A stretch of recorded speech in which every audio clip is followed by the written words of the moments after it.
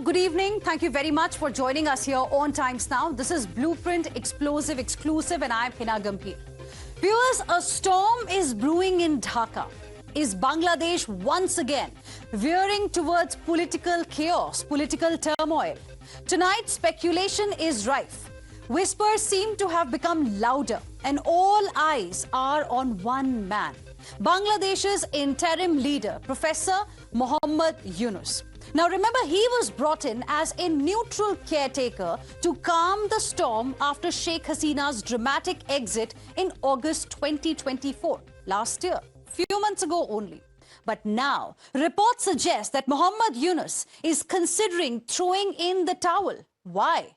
Well, because he's frustrated. Sources say Muhammad Yunus is finding it increasingly difficult to work because political parties in Bangladesh are unable to reach a common ground on not one, but a number of issues with him. But what does this mean for Bangladesh? And more importantly, what does it mean for the entire region? Let's try and explain to you all of that in the next 30 minutes. What next for Muhammad Yunus? A resignation? An arrest? Early polls, or an ouster, something that we saw happening with Sheikh Hasina last year in August? Well, the rumor mill in Bangladesh is in overdrive. Multiple speculations are doing the rounds. We are just reporting on the speculations as we believe there can be no smoke without fire. So let's break down some of the unanswered questions that haunt Dhaka today. Question number one, why is Muhammad Yunus frustrated? Why is Yunus threatening a resignation? Bangladesh Army Chief has set an ultimatum for Yunus. Is this correct? Who is not letting Muhammad Yunus function properly? And what does this turmoil in Dhaka mean for India? What could it really mean for a country like India? The relationship we know has already deteriorated quite a lot. But if there is chaos, turmoil again, then what would it mean for India? Now, sources are telling Times Now that there are 5 key reasons behind Yunus's reported I-quit threat. Reason number 1, Bangladeshi political parties are not on the same page. They do not seem to be cooperating with Muhammad Yunus. Reason number 2, political parties are not giving full support to Muhammad Yunus. Reason number 3, everything is not good between the Bangladeshi military and Muhammad Yunus. Bangladesh Army Chief has given an ultimatum to conduct polls by December this year. Reason number 4, forced to make a U-turn on Rakhine corridor. Muhammad Yunus supported it. Military is against it. Now the military is getting on this issue support from other political parties as well. And Zamatu Yunus he's made one thing very clear: don't meddle in military matters. So there's a lot that's happening behind the scenes. Let's now come to the flashpoint here, the Rakhine corridor. It's no secret, viewers, that Yunus's working relationship with the country's military is also deteriorating. Sources say the chief advisor and Bangladesh Army Chief, General Waqar-uz-Zaman, are at loggerheads over upcoming elections. General Zaman has demanded that Yunus government hold polls by the end of December. Now, Yunus has said that he will ensure polls are held by June 2026. But the army chief has given him an ultimatum. Some say the general fears that Yunus is trying to orchestrate his ouster. And amidst all of this comes the issue of so-called humanitarian corridor for the passage of logistics and supply of provisions to the Rakhine state in Myanmar. While Yunus government is supportive of this plan, the army chief has vehemently opposed it. Let's delve into it a little further. What is the issue here? Proposal for Rakhine corridor that was backed by Muhammad Yunus. He took an independent decision. He backed the humanitarian corridor to Myanmar's Rakhine. But then came the pushback from the army chief. Bangladeshi army chief Zaman opposed the move. Bangladeshi army chief called it a bloody corridor. Is that the point from where the tensions began to escalate? We don't know. Then came the warning as well: will not allow activity that harms the sovereignty. Zaman also said, keep army in loop if you are going ahead with these kind of projects. So all is not well between Yunus and the military chief for sure. Then came the criticism. This is also very important because it's a triangular contest that we are seeing right now. There are three stakeholders here: the political parties, the army chief, and Mohammed Yunus. The political party, Khalida Zia's BNP, has called it unilateral and illegal. Even she is not with Mohammed Yunus on this particular corridor. And experts believe US power play it is perhaps to counter China. And then has come the U-turn. Bangladesh's NSA says corridor plan was not discussed. Yunus's in fact, NSA has also told United Nations that we could consider it. It's not final, it's something that we could consider. Now, let's not forget, viewers, Bangladesh's history. It was in August 2024, Sheikh Hasina was ousted under pressure. And now in May 2025, Yunus seems to be under fire. So is Yunus likely to face the same fate as Hasina? For now, the situation in Bangladesh is quite volatile. The next few days are going to decide not just Yunus's future, but the future of the entire region. And in that case, India's move will become extremely important. India is monitoring the situation as well very closely. Times Now's consulting editor Srinjoy Chaudhary is now joining us live, and he will be breaking down and will be analyzing 8 reasons behind the current political unrest in Bangladesh. Let's go straight across to Srinjoy Chaudhary to put the Bangladeshi story into perspective. Srinjoy, give us more details. What's really happening in Bangladesh? Rightly said, the Bangladesh situation is now very tense. Now the big reason, the most important reason, and you've said this before, is the fact that Mohammed Yunus wants the election in June, which is now at least a year from now. Now, this army wants it, and they've said this very clearly, by December. Now, why is this? Because the current government is not an elected government. It's not a representative government. It's the caretaker government. Now, why should any army want to take orders from a caretaker government?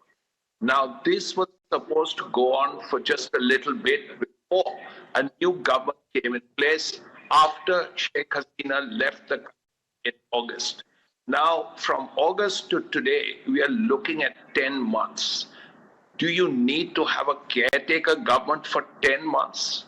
Or do you need to have it for less? But Sheikh Hasina left in August, and Mohammed Yunus wants that election in June. Now, from August to June is almost 2 years. So that is something the army is very opposed to. How can you take orders from a caretaker government? That's the first point. Secondly, who is the caretaker government? The army believes that the caretaker government is basically with Mohammed Yunus as a front, and behind them are a lot of people, young, hothead radicals, many of them from the Jamaat. And these Jamaat members who have infiltrated into the government are doing a lot of things that are not entirely acceptable. Now, as a result, this is hurting Bangladesh. It is hurting bilateral ties with India. Now, we should not also forget that not very long ago, the Bangladesh army chief and the Indian army chief had a chat. And it is another sign that the army wants a stable relationship with India. Now, there are hotheads who are saying, and the kind of reports that we've got, they also seem to suggest that there is a section in Bangladesh that wants stability. Is Yunus not allowing that to happen? Why is he not finalizing the date as far as elections are concerned? So there are a number of issues. Thank you very much, Srinjoy, for joining us with your inputs on this big story. And let me now also welcome my guest joining us here on Blueprint Explosive Exclusive this evening. Bhaswati Mukherjee, former diplomat, is live with us. Padma Rao Sundarji, a senior journalist who understands the region quite well. Parvez Karim Abbasi, assistant professor at the Department of Economics, East West University, Dhaka, Bangladesh. Let me start with you, Professor Abbasi. Can you explain to our viewers what is happening in Dhaka right now, in Bangladesh specifically? Are we staring at a situation that we will see a repeat of what happened in August 2024? What happened with Sheikh Hasina then? Are we likely to see something like that happening now with Mohammed Yunus? I mean, what's really happening? Well, thank you, Heena, for inviting me to talk to you on your show and representing my country. And I think that, again, you gave away a very important component of the discussion when you said that, again, when you mentioned, again, rumor is rife, and speculation. Because right now, again, none of us have actual literal proof. So, again, it's actually based on, again, either leaks in the media, or again in terms of stories that are floating out there, but some of them have actually come to the paper. And I agree with parts of your of the news coverage that you have had with the senior correspondent. Again, one of the issues that is actually the root cause of trouble right now is that, again, the timing of the elections. And I would like to emphasize this one thing. In Bangladesh, over the last 50-odd years since independence, it is true, like many other parts of the world, we have a democracy deficit.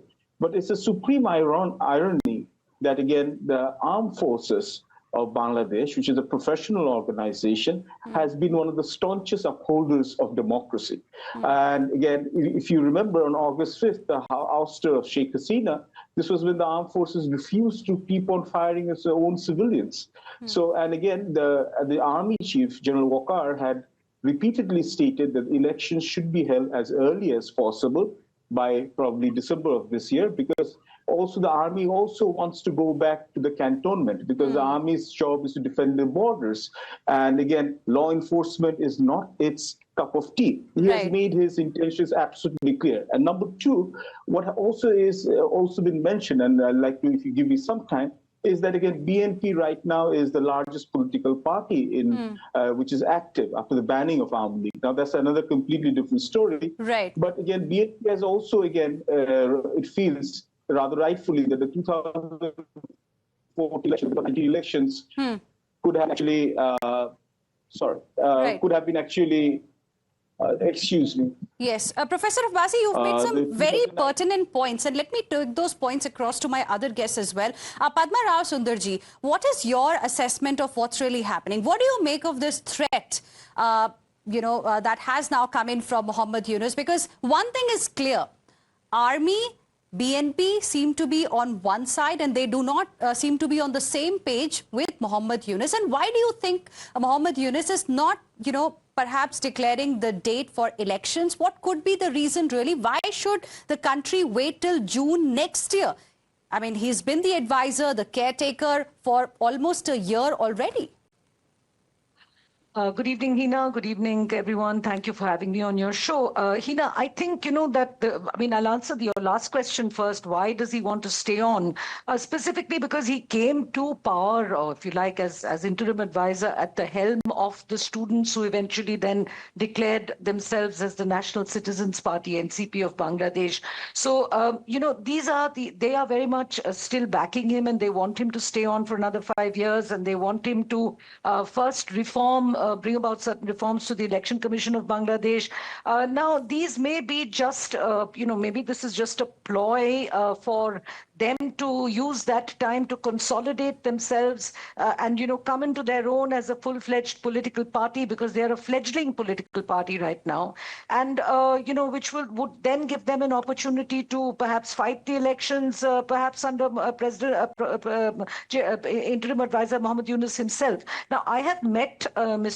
Mohammed Yunus, Nobel Prize laureate Mohammed Yunus, many times. I've interviewed him, and he has not, really come across as the kind of person. He enjoys tremendous respect across the board in Bangladesh, especially in rural Bangladesh, where I have traveled and spoken to many people, who have benefited from his Grameen Bank projects.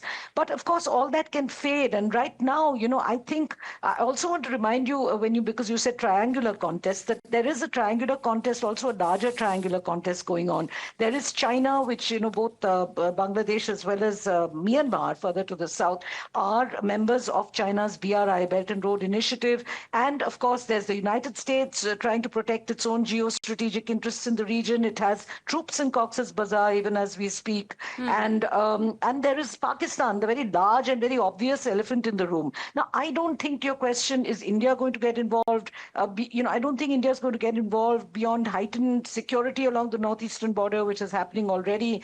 And India has also announced an alternate route to circumvent Bangladesh's chicken neck altogether to get from northeast to northeast. So what is going down in Bangladesh? BNP obviously wants Yunus to step down and announce elections so that it can return to power. Especially in the absence of the Awami League, which has been banned altogether. Then there is the army under General Waqar Zaman, as you rightly pointed out. He is also pushing Yunus to hold elections by December.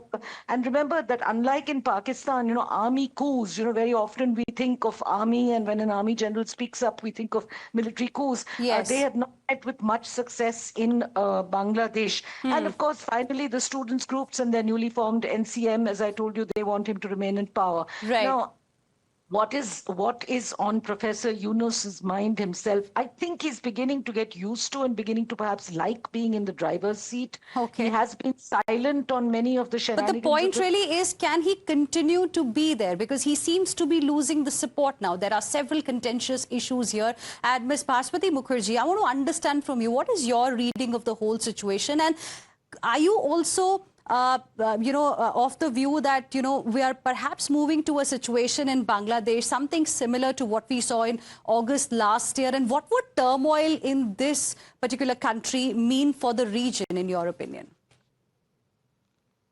Thank you, Heena, for having me on your show. I would agree with my co-panelist who said that it would appear that Mohammed Yunus is getting used to the comfortable life that he's leading. Let us go down to facts. I've written a book on Bengal and its partition, which is a bestseller. Let's get down to the facts. The point is that at present, constitutionally, there is no provision for an interim government beyond 6 months, which he has exceeded. Secondly, there is a great difference between the Mohammed Yunus whom I entertained when I was ambassador in UNESCO, when he was a Nobel laureate. He was humble. He was a totally different human being from the Mohammed Yunus of today. One has to understand that. This Mohammed Yunus has very close ties with the American deep state. The whole issue of the Rakhine humanitarian corridor is emanating from the American deep state, the same deep state that Trump says he's abolished. Then do we maybe have? We have a second nascent American deep state, which is doing that, which has stationed the troops in Cox's Bazar, which wants the Rakhine corridor, which is trying to use Bangladesh to checkmate China, and China would like to use Bangladesh to checkmate India, and Pakistan would like to be, as correctly pointed out, the elephant in the room. Which brings us to the next question, which is that it would be quite impossible to permanently ban Awami League from the elections. But if today elections are held, the BNP would win. And it is a well-known fact for all of us who followed Bangladesh affairs that Jamaat is not capable of winning a popular election. Right. That's why they want to hang on to Mohammed Yunus's coattails as long as they can, because they are in a power situation without winning an election. Absolutely. Who would fight for that situation? But when there is an Perhaps election, he would like to stay for as long as he can. I'm completely out of time, but it was very interesting to hear the views from all of you. Ms. Bhaswati Mukherjee, Ms. Padma Rao Sundarji and Professor Abbasi. Appreciate all of you for joining us here on Blueprint Explosive Exclusive this evening. Heading into a very, very short break right now.